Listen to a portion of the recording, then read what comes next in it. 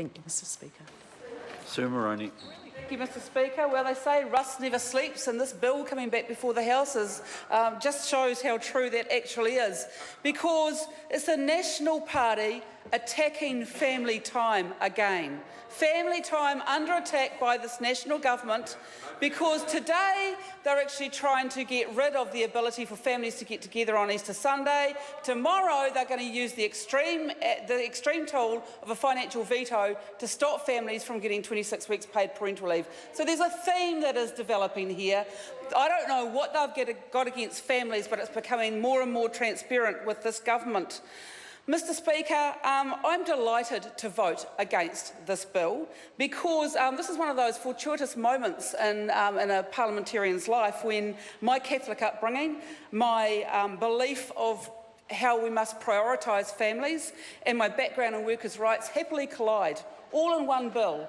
And so I'm very pleased and proud to stand here, because I am standing up for the convictions that I hold by casting my vote against this bill. And I want to encourage members opposite in the governing party to hold to the courage of their convictions also, because I know that there are a number of MPs who have voted against a measure similar to this in past occasions before this Parliament, and I want them to stand up for the courage of their convictions. I particularly call on Tim McIndoe to stand up for the courage of his convictions, because not only has he voted against measures that intervene in family time on Easter Sunday, he is known locally as a church-going man, and good on him.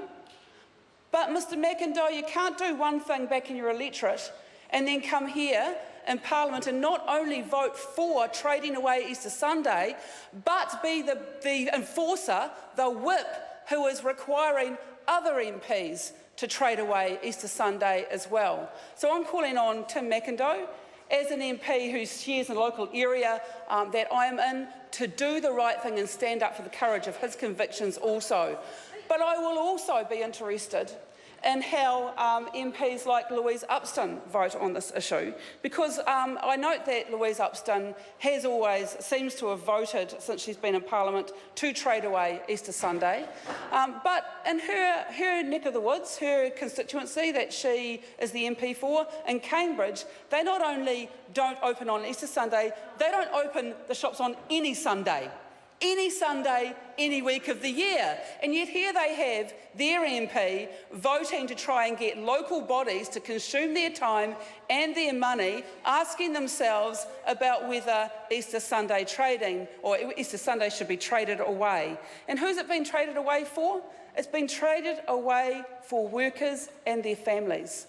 That's what Easter Sunday's been traded away for. Now, I don't care what religious affiliation people do or don't have in New Zealand. That's of no interest to me. What's of interest to me is that workers and their families can choose to do whatever they want to on Easter Sunday. That might mean going to church, but it might mean the sorts of things that my family does, like attending every Easter a basketball tournament. Because that is the sort of things that happen over the Easter weekend, because it's the time when families can actually afford to have the time to get away and do those things. So that's what I'm standing up for. Fundamentally, this bill is a shambles, Mr Speaker. It's a shambles because that government is trying to appease their own conscience by standing up and saying that it's not fair that one area gets to trade on Easter Sunday and another doesn't. Well, the truth is, this bill is going to make that worse. It's going to exasperate that situation. And it's going to ensure, well, it is going to exasperate that situation. Well, they don't understand that by saying local body by local body by local body are going to make this decision, that it's going to get more and more fragmented. They don't seem to understand that. They need to start listening. This out-of-touch, arrogant government needs to start listening and hearing what people are saying. They had local body after local body after local body turn up to the Select Committee to say, if you want to do this, National Party, do it yourselves. Don't duck shove it onto us. That's what they said, and that government has stopped listening and they also have stopped even giving their MPs the ability to use their conscience on this very important issue for families. Kamwaljit Singh Bakshi.